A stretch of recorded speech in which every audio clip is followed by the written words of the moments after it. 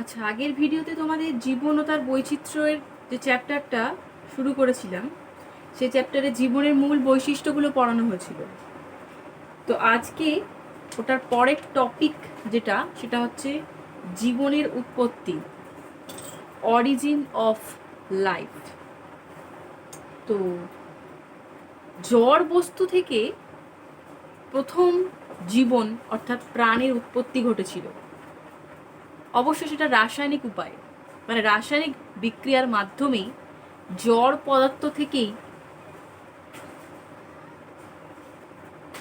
জীবনের উৎপত্তি ঘটেছিল।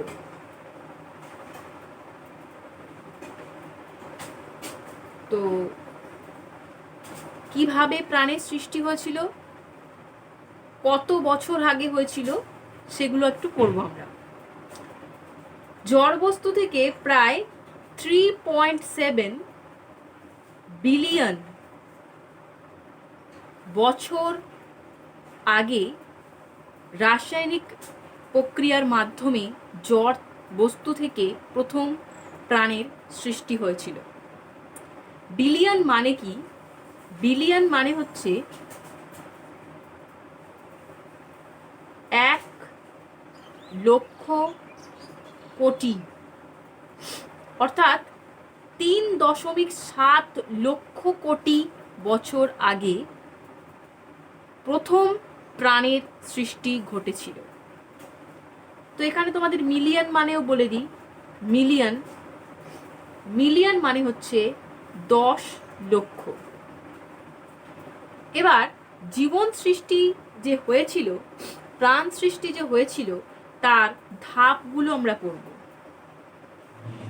জীবন সৃষ্টির ধাপ।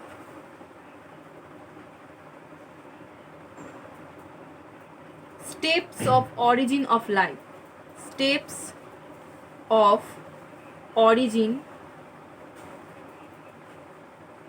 of life. কিভাবে প্রাণ সৃষ্টি হয়েছিল 3.7 লক্ষ কোটি বছর আগে, সেটা সম্পর্কে আমরা এখন জানব। বিজ্ঞানী ওপারিন 1920 সালে বলেছেন যে আদিম পৃথিবীতে যত ধরনের সরল যৌগগুলো ছিল, সেগুলো থেকেই নাকি আস্তে আস্তে ধীরে ধীরে জটিল যৌগ তৈরি হয়েছে। যেমন ধরো বিদ্যুৎ শক্তি, অতি বেগুনি রশ্মি,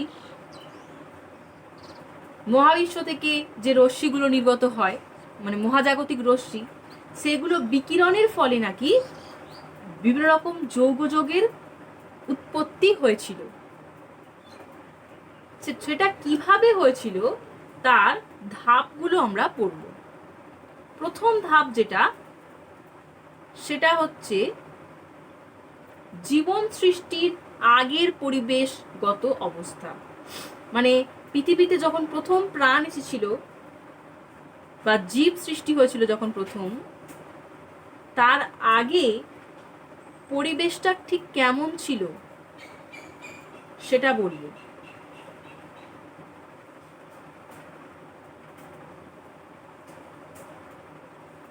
কেমন ছিল? প্রায় 500 কোটি বছর আগে পৃথিবী যখন সৃষ্টি হয়েছিল, তখন পৃথিবী ছিল একটা জ্বলন্ত গ্যাসীয় পিণ্ড বা জ্বলন্তের একটা সূর্যের টুকরোর মতন ছিল। প্রথমে পৃথিবীতে গ্যাস ছিল, জলীয় বাষ্প ছিল, আর ঘূর্ণায়মান কিছু আগুনের পিণ্ড ছিল ওই 500 কোটি বছর আগে। ঠিক আছে? তো ধীরে ধীরে ওই জলীয় বাষ্পপূর্ণ জল, তারপরে আগুন, এগুলো সব আস্তে আস্তে ঠান্ডা হতে থাকলো। তারপরে প্রথমে তরল ও পরে কঠিন অবস্থা প্রাপ্ত হলো। আস্তে আস্তে ভারী কিছু মৌল হলো, যেমন লোহা, নিকেল। ঠিক আছে? এছাড়াও সিলিকন, অ্যালুমিনিয়াম, তারপরে কিছু হালকা মৌল যেমন ধরো হাইড্রোজেন, হিলিয়াম, এই সমস্ত মৌল বাইরের দিক থেকে গ্যাসীয় পরিবেশ আস্তে আস্তে সৃষ্টি করছিল আমাদের পৃথিবীতে।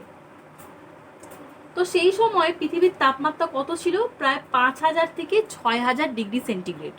এখন যেখানে আমরা 38-42 ডিগ্রি সেন্টিগ্রেড তাপমাত্রায় গরমে পুড়ে মরে যায়, তখন ছিল কত 5000 থেকে 6000 ডিগ্রি সেন্টিগ্রেড তাপমাত্রা।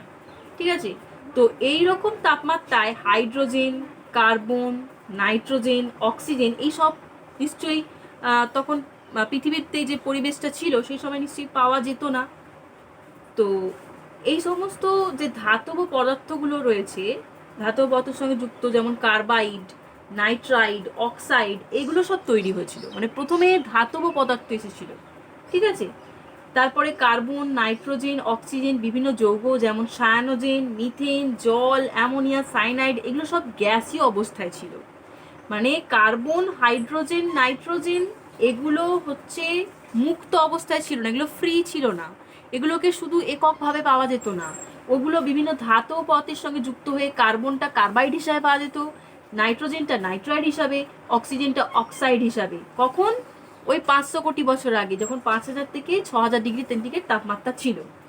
তো একইভাবে কিছু সেই সময় কিছু যৌগও পাওয়া যেত, কার্বন, নাইট্রোজেন, অক্সিজেন মিশ্রিত, যেমন জল, মিথেন, অ্যামোনিয়া, এগুলো সব গ্যাসীয় অবস্থায় তখন পাওয়া যেত। ঠিক আছে, তো আস্তে আস্তে কি হলো, পৃথিবী ঠান্ডা হতে থাকলো এবং যে গ্যাসীয় উপাদানগুলো ছিল প্রথমে সেগুলো তরল হলো, তারপরে কঠিন হলো। জলীয় বাষ্প আস্তে আস্তে ঠান্ডা হয়ে মেঘ এবং বৃষ্টি সৃষ্টি করলো। এবারে বৃষ্টি হতে হতে আস্তে আস্তে বিশাল জলরাশি তৈরি হলো, অর্থাৎ সমুদ্র সৃষ্টি হলো।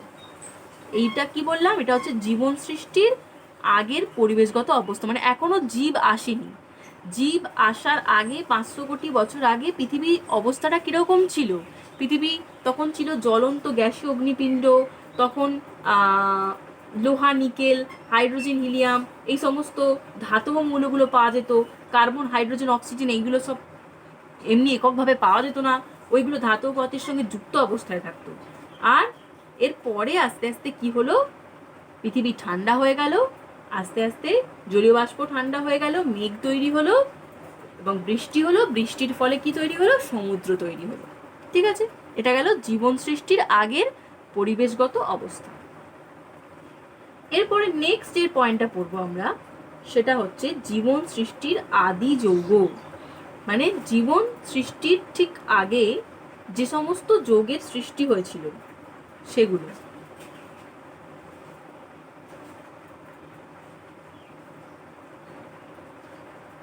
তো জীবন সৃষ্টির ঠিক আগে কিছু সরল যৌগ থেকে কিছু জটিল যৌগ তৈরি হয়েছিল। কি কি? যেমন carbohydrate, protein, lipid, amino acid. Carbohydrate মানে কি? শর্করা। প্রোটিন, লিপিড মানে কি? ফ্যাট। তারপরে কিছু অ্যামাইনো অ্যাসিড মানে কিছু অ্যাসিড, কিছু ফ্যাটি অ্যাসিড, নিউক্লিক অ্যাসিড, এগুলো সব তৈরি হয়ে গেছিলো। এগুলো হচ্ছিল কি? এগুলো হচ্ছে কি আস্তে আস্তে জটিল যৌগ তৈরি হচ্ছিল। ঠিক আছে, সরল থেকে জটিল যৌগ তৈরি হচ্ছিল। পরের পয়েন্টে আমরা পড়বো প্রোটোসেল। এরপরে আস্তে আস্তে প্রাণ আসছে। এই প্রোটোসেল একটা প্রাণের সৃষ্টি করেছিল। প্রোটোসেল।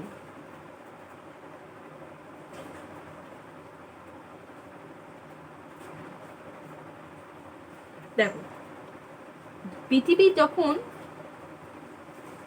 ঠান্ডা হলো, বৃষ্টি হলো, সমুদ্র সৃষ্টি হলো, তারপর সেই সমুদ্রের জলে এই অ্যামাইনো অ্যাসিড, প্রোটিন এগুলো হচ্ছে পর্যাপ্ত পরিমাণে থাকতো। ঠিক আছে, তো প্রোটিনগুলো গরম তরল স্যুপ থেকে আলাদা হয়ে একসঙ্গে জড়ো হয়ে কোলয়েড জাতীয় পদার্থ গঠন করেছিল, যেটাকে বিজ্ঞানী ওপারেন বলেছেন কোয়া সার্ভেট। দেখো, পৃথিবীর তখন উত্তাপ অনেক বেশি ছিল। এখন পৃথিবীর তাপমাত্রা যতটা, তার থেকে অনেক বেশি ছিল তাপমাত্রা তখন। তো সেই সময় সমুদ্রের তপ্ত জলে অ্যামাইনো অ্যাসিড, প্রোটিন এগুলো সব থাকতো। ওই প্রোটিন, অ্যামাইনো অ্যাসিড মিশ্রিত যে গরম জল, যেটাকে আমরা বলছি গরম তরল স্যুপ, মানে হট ডাইলুট স্যুপ, তো সেই স্যুপের মধ্যে ওই প্রোটিনগুলো একত্রিত হয়ে গিয়ে একটা কোলয়েড জাতীয় পদার্থ তৈরি করেছিল, যেটাকে আমরা বলছি কোয়া সার্ভেট। এই কোয়া সার্ভেট নামটা বিজ্ঞানী ওপারিন দিয়েছিলেন। কোয়া সার্ভেট পরীক্ষায় আসে। কোয়া সার্ভেট শব্দটি প্রথম কে ব্যবহার করেছিলেন? এটা হচ্ছে বিজ্ঞানী ওপারিন ব্যবহার করেছিলেন। এটা কি বলা হচ্ছে? কোয়া সার্ভেট কি বলা হচ্ছে? প্রথম জীবকোষ। ঠিক আছে, এই কোয়া সার্ভেটটা নাকি লিপিড অর্থাৎ ফ্যাট, প্রোটিন এবং শর্করা দিয়ে তৈরি ছিল। ঠিক আছে, ওই কোয়াসার্ভেটের বাইরে আবার একটা দুটো স্তরযুক্ত আবরণও ছিল, কোষ পর্দার আবরণ। ঠিক আছে, পরবর্তীকালে বিজ্ঞানী ফক্স এটাকেই আবার, এই কোয়াসার্ভেটটাকেই আবার মাইক্রোস্ফিয়ার বলেছিলেন। ঠিক আছে, বিজ্ঞানী ফক্স 1965 সালে এই কোয়াসার্ভেটটাকেই আবার মাইক্রোস্ফিয়ার হিসাবে বর্ণনা করেছিলেন। তো এই মাইক্রোস্ফিয়ার শব্দটি প্রথম কে বলেছিলেন? এটা বলেছিলেন বিজ্ঞানী ফক্স।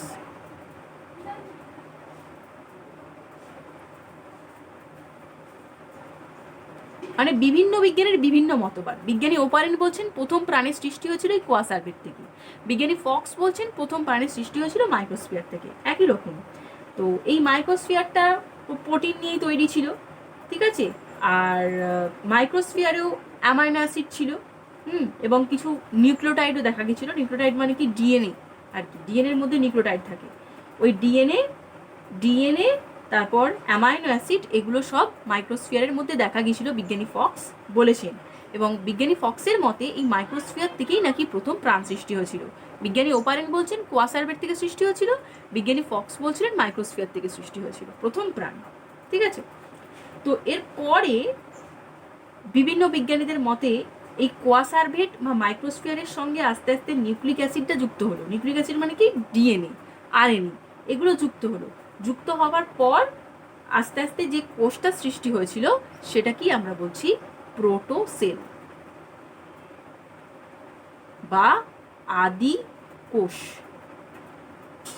বা প্রোটোবায়ন্ট। এইভাবে প্রথম প্রাণের সৃষ্টি হয়েছিল প্রায় 3.7 বিলিয়ন বছর আগেই।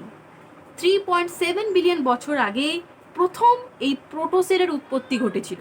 ঠিক আছে, প্রথমে পৃথিবী প্রচণ্ড উত্তপ্ত ছিল, গরম ছিল, তারপর কি হলো? ঠান্ডা হলো। ঠান্ডা হবার পর কি হলো? বিভিন্ন রকম সরল যৌগ তৈরি হলো, তারপর কি হলো? জটিল যৌগ তৈরি হলো, তারপর প্রোটোসেল তৈরি হলো। প্রোটোসেল তৈরি হওয়ার আগে প্রথমে কোয়াসার্ভেট হলো। কোয়াসার্ভেটের থেকে আরেকটু উন্নত যেটা মাইক্রোস্ফিয়ার, যেটা বিজ্ঞানী ফক্স বলেছেন, তার থেকেও আরো একটু উন্নত যেটা, সেটা হচ্ছে প্রোটোসেল, যার সঙ্গে নিউক্লিক অ্যাসিড ছিল, অর্থাৎ ডিএনএ আরএনএ। যে ডিএনএ আরএনএ বা জিন যেটাকে আমরা বলি, মাতা পিতা থেকে আমরা যে হয়েছি, মাতা পিতার যে বৈশিষ্ট্যগুলো আমাদের এসেছে, সেটা কার মাধ্যমে আসে? জিন বা ডিএনএর মাধ্যমে আসে। তো এই প্রোটোসেলের মধ্যে প্রথম ডিএনএ বা জিনটা পাওয়া গেছিল। তো তাই বিজ্ঞানীদের মতবাদ নাকি এই প্রোটোসেল থেকেই প্রথম প্রাণের সৃষ্টি হয়েছে। এরপর একটা লাস্ট পয়েন্ট আছে, সেটা হচ্ছে জীবনের নানা আদি অবস্থা। জীবনের নানা আদি অবস্থা, এটা জীবনের উৎপত্তির লাস্ট পর্যায়ে। তো এখানে কি বলছে দেখো, প্রথমে এককোষী জীব সৃষ্টি হয়েছিল। এককোষী জীব কিরকম? ওই অ্যামিবা, ইউগ্লিনা, ক্রাইসামিবা, এর একটা মাত্র কোষ থাকে, ওদেরকে বলা হয় প্রোক্যারিওটিক কোষ। ঠিক আছে, প্রথম নিউক্লিয়াস বিহীন কোষ তৈরি হয়েছিল। আমরা জানি প্রতিটি কোষের মধ্যে কি থাকে? নিউক্লিয়াস থাকে। তো প্রথম নিউক্লিয়াস বিহীন প্রোক্যারিওটিক এককোষী প্রাণী সৃষ্টি হয়েছিল, যেমন ব্যাকটেরিয়া, নীলাভ সবুজ শৈবাল ইত্যাদি। এরপর প্রোক্যারিওটিক কোষ থেকে আস্তে আস্তে ইউক্যারিওটিক কোষ সৃষ্টি হয়। ইউক্যারিওটিক কোষ মানে কি? বহুকোষী জীব। আস্তে আস্তে বহুকোষী জীব, যেমন উভচর, অর্থাৎ উভচরকে ব্যাং, সরীসৃপকে কুমির, ঠিক আছে, মৎস্য, মাছ। এর আস্তে আস্তে স্তন্যপায়ী প্রাণীর সৃষ্টি হয়েছিল, মানে মানুষ, গরু, ছাগল ইত্যাদি। এগুলোকে আমরা সবাই কি বলি? ইউক্যারিওটিক কোষ। মানে তাহলে কি হলো ব্যাপারটা? আমি প্রথম থেকে একবার তোমাদের রিমাইন্ড করিয়ে দিই যে জীবন সৃষ্টির আমরা 4টে ধাপ পড়েছি। জীবন সৃষ্টির আগে পরিবেশগত অবস্থা কিরকম ছিল? প্রচণ্ড উত্তপ্ত ছিল। তারপরে কি হলো? আস্তে আস্তে ঠান্ডা হলো, সমুদ্রের সৃষ্টি হলো, বৃষ্টি হলো, মেঘ হলো, সমুদ্র সৃষ্টি হলো। তারপরে কি হলো? সরল যৌগ সৃষ্টি হলো। তারপর কি হলো? জটিল যৌগ সৃষ্টি হলো। তারপর কি? তারপর এই কোয়াসার্ভেট হলো, যেটা বিজ্ঞানী ওপারেন বলেছেন। কোয়াসার্ভেটের মধ্যে কি ছিল? লিপিড ছিল, প্রোটিন ছিল, কার্বোহাইড্রেট ছিল, এবং কোষ পর্দার মতনই একটা দুটো স্তরযুক্ত আবরণ ছিল। তারপর কি হলো? মাইক্রোস্ফিয়ার হলো, যার মধ্যে কি ছিল? অ্যামাইনো অ্যাসিড, তারপরে নিউক্লিওটাইড ছিল, তারপরে কি এলো প্রোটোসেল, যার মধ্যে কি ছিল নিউক্লিক অ্যাসিড ছিল অর্থাৎ ডিএনএ আরএনএ। তো এই প্রোটোসেল থেকেই প্রথম প্রাণের সৃষ্টি হয়েছিল প্রায় 3.7 বিলিয়ন বছর আগে। এবার আস্তে আস্তে কি হচ্ছে প্রোকারিওটিক কোষ অর্থাৎ এক কোষে জীব সৃষ্টি হলো, যেমন অ্যামিবা, ইউগ্লিনা, ব্যাকটেরিয়া, নীলাভ সবুজ শৈবাল।